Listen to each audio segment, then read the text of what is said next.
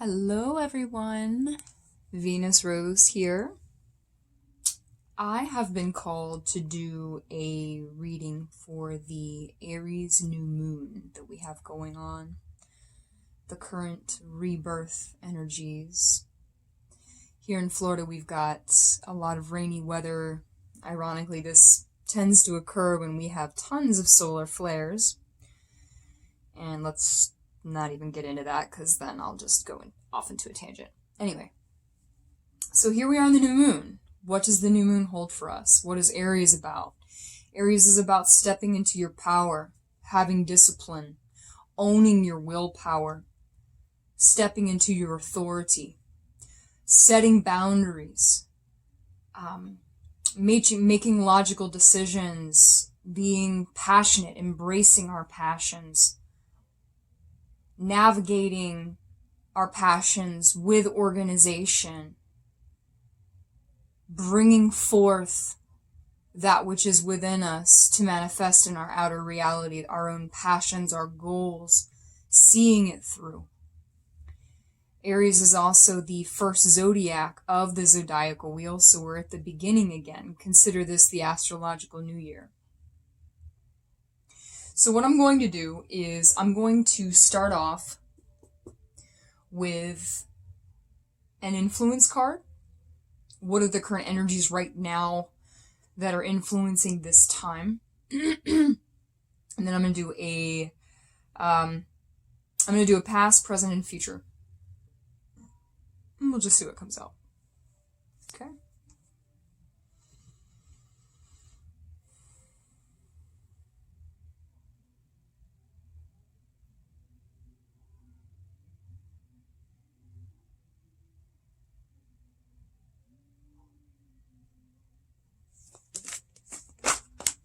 Alright, the very first one came out. Okay, so definitely some new moon energies here. So we have the inner temple, devotion, tune into the portal of your heart. Okay, so this is very much about going within, listening from the inside out. What are some things we can address that perhaps we haven't addressed, that we keep holding inside of ourselves, inside of our bodies? You know, our bodies have a way of communicating with us to tell us that we need to address something. Sometimes it can take the form of aches and pains. Sometimes it can be an injury. Other times it can be sensations or emotions, desires, passions, things like that. But most of all, we forget to go within and listen to our heart, because we can try to navigate our lives with our brains as much as possible. But what happens is the brain gets overstimulated. It gets confused. And then between the outside stimulation and the inside stimulation, there doesn't seem to be clarity. So what needs to be done is a merging of the mind with the heart. Bring your awareness into your heart. Close your eyes. Follow your breath and pull your awareness with your breath down into your heart.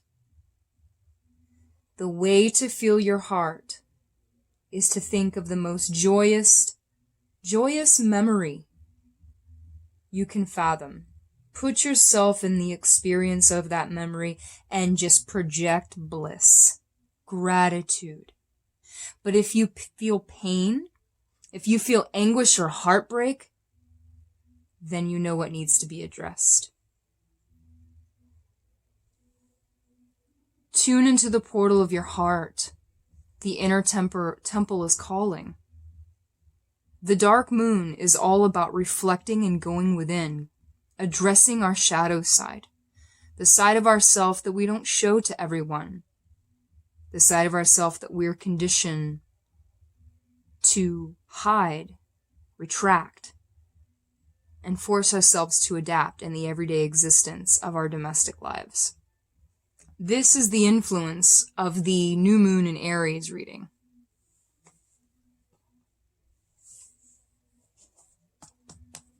Okay, starting with the past energies. What is our past? distant and recent, leading up to the foundations of now, going to teach us at this time, for the collective, for this new moon in Aries, this beginning of the zodiacal wheel. What is the past that has brought us through the collective foundations where we are now? There's one.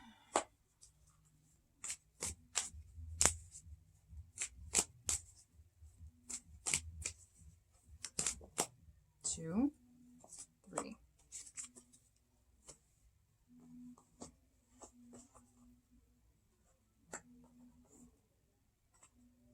Okay. We have the Sun reversed, we have the Two of Swords, and we have the Ten of Cups in the reverse. So there may have been some deliberate ignorance on our behalf. Some of you may have known the truth about things that were not stable. They could have been relationships at work.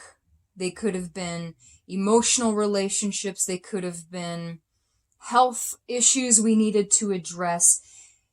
It could have even been miscommunication as far as people being lied to and knowing that they were being lied to, but they chose to ignore it for the sake of maintaining harmony, for the sake of not wanting to let go of what was familiar.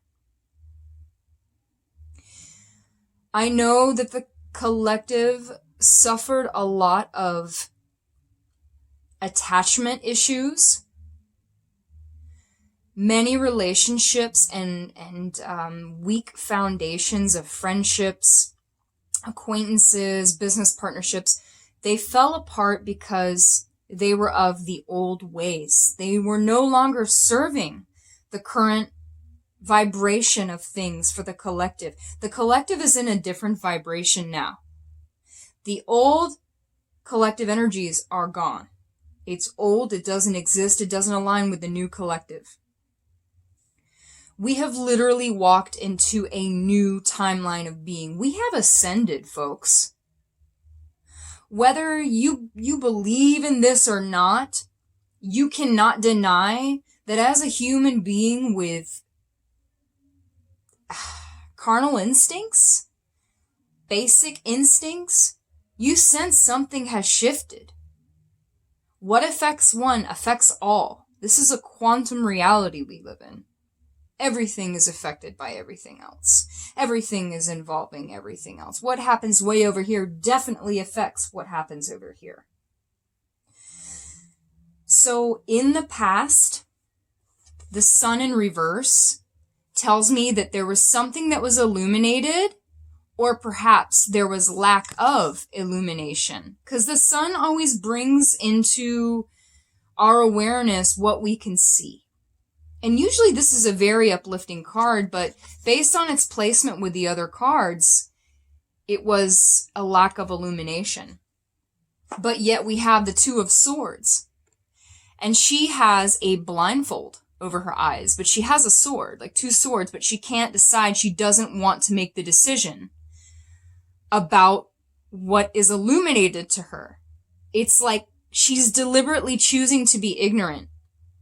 And this goes along with a lot of the cognitive dissonance that has been rampant within our reality, within the collective consciousness.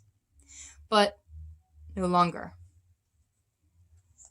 And again, the Ten of Cups is usually one of the most uplifting cards, but here it is in the reverse, which tells me that, we can pretend everything's okay on the exterior, but internally we know that it's not right. We know that it's a weak foundation. The Sun illuminates this fact, and the Two of Swords is telling us that we were choosing to stay where we were by not making a decision because we'd rather be comfortable with what is familiar. Well, unfortunately, folks, when paradigms change and weak foundations crumble, when things do not resonate at our new vibration anymore, they fall away. And it's unfortunate because it can be very painful. I've definitely experienced my own experience of that, that's for sure. Okay, so we're moving on now to the present for the collective.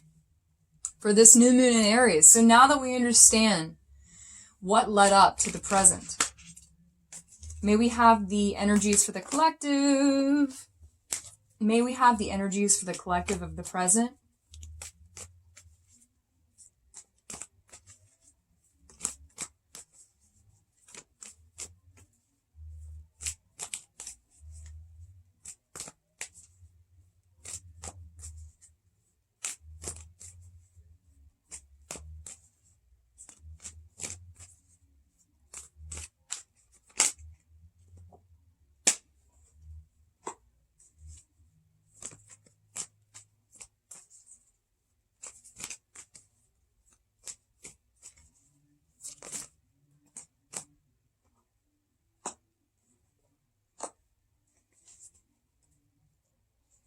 Okay, so for the present energies, I have the Emperor, the Queen of Wands, and the Ace of Swords, all in reverse.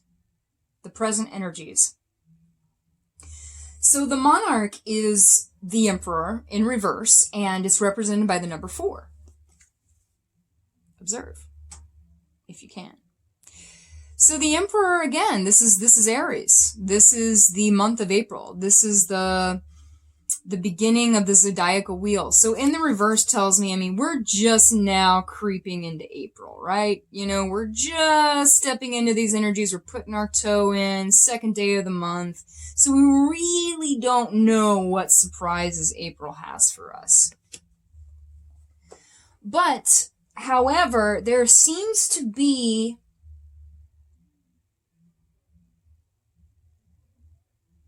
there's going to be, and a lot of you may have, a lot of you are thinking about some inspirations that are perhaps starting to come up, and maybe they'll unveil themselves more as the month progresses, which I feel that's how this is going to work out. But I feel like even though you may not know yet what it is that you are going to bring forth out of you, and I'm talking like this is going to be an inspiration that just comes in and changes everything. Because it's meant to change you. You are meant to level up through this month, through this time. And by these inspirations springing forth, you will express yourself, your true self. Because in the past, we have the release of what was no longer in alignment with us. What was no longer in alignment with our new selves, with this new paradigm, this new vibration that we are stepping into as a collective species. Being that these cards are all in reverse, we have the Queen of Wands. So this is that inner passion, you know, but it's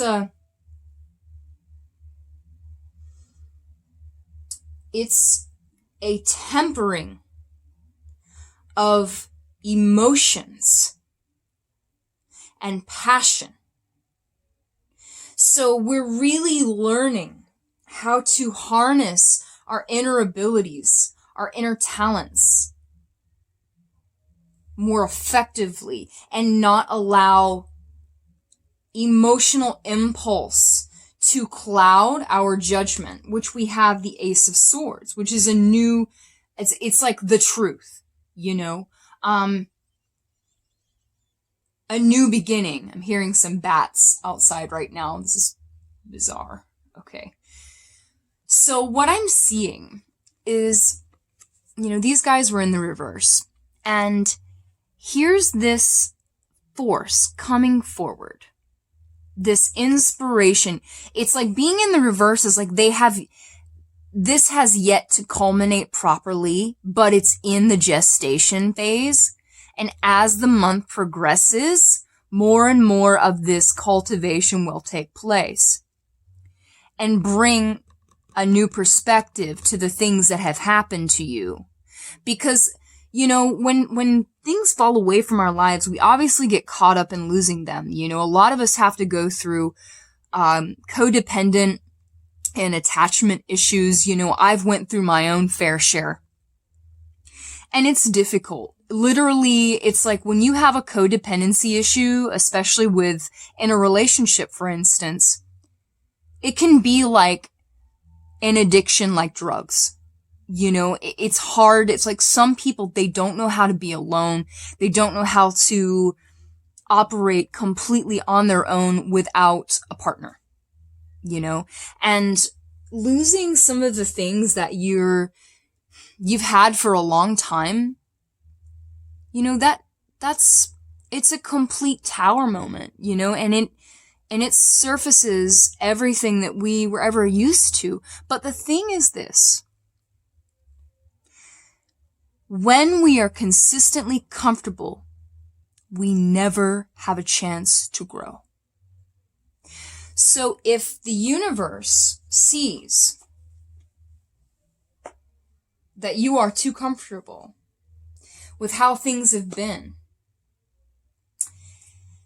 the universe is going to do what it needs to do to push you out of your comfort zone so that you do evolve and you grow, because we need more people to awaken to their higher potential, to take up that sword and cut through the illusion in your life, the things that fell away, the things that weren't illuminated in the past, the things that you refused to make a decision about, so instead they were made for you.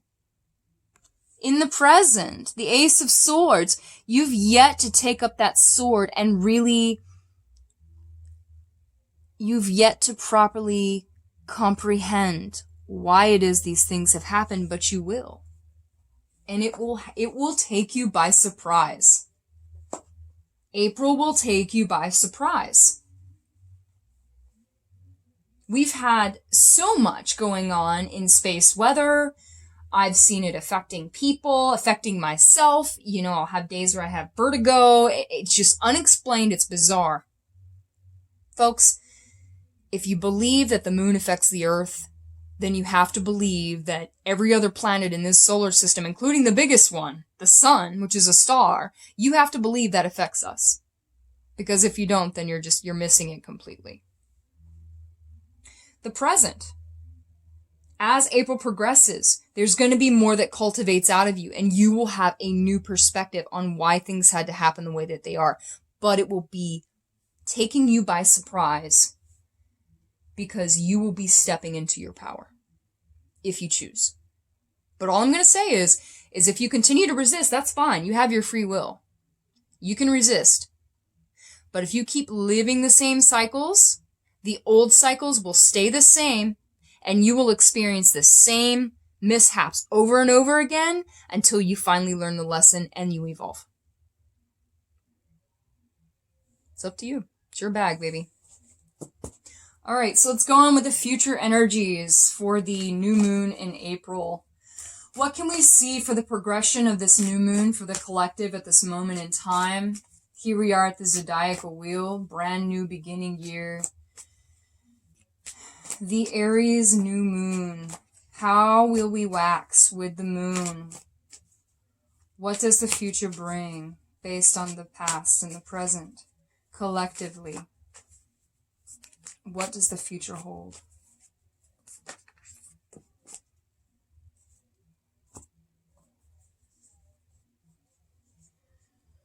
Ooh. All right, so it gave me 4. I'm going to take them. Okay.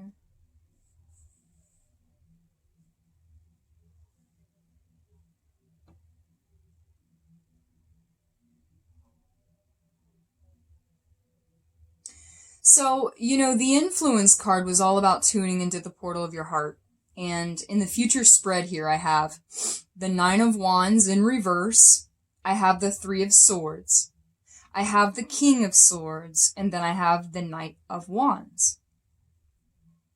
So what I'm getting from this, based on, you know, the influence card, tune into the portal of your heart, that inner temple, the inner work, which a lot of us are being called to do, like the past made things fall away so that we would be forced to be on our own and listen to ourselves and really, bring out the passions within, really step into our power and cut through the illusions, cut through the things that no longer serve us. This Nine of Wands in reverse, the Nine of Wands is typically a card that is associated with being on guard. Like you're perseverant, you're putting in the work, you're diligent, but you're guarded. The past will make you that way. And the things that we go through, we have a tendency to put ourselves on guard because of past pain. However, in the reverse, there seems to be a slight lowering of that guard. And then it's, next card here is the Three of Swords. Heartbreak, grief, suffering, things of that nature, the pain. So what I'm seeing is,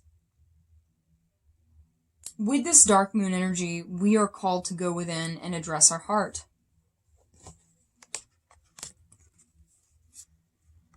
Tune into the portal of your heart. Okay? So I was talking about how you might feel pain if you bring your awareness into your heart. It needs to be addressed. This is going to be a proper healing month, because a lot of you are going to be catapulted into facing this pain. But it's a really good thing, because as soon as you start to address these hidden weaknesses that you carry within you, this weakness or pain or grief or resentment that you carry in your soul and your heart, because your heart is your soul. That's the doorway to your soul. The faster that you can address these and work on these, then the faster you can become more mentally clear and in control of your thoughts, not allowing your emotions to dominate your mind. And you can discern clearly. The King of Swords is the master of the mind, the mental magician, if you will. He understands boundaries. And through that, being the King of Swords, by setting boundaries based on the past. So like what I'm getting is that some of you are going to experience someone coming back, okay? One of those things that got left behind are going to try to come back, okay?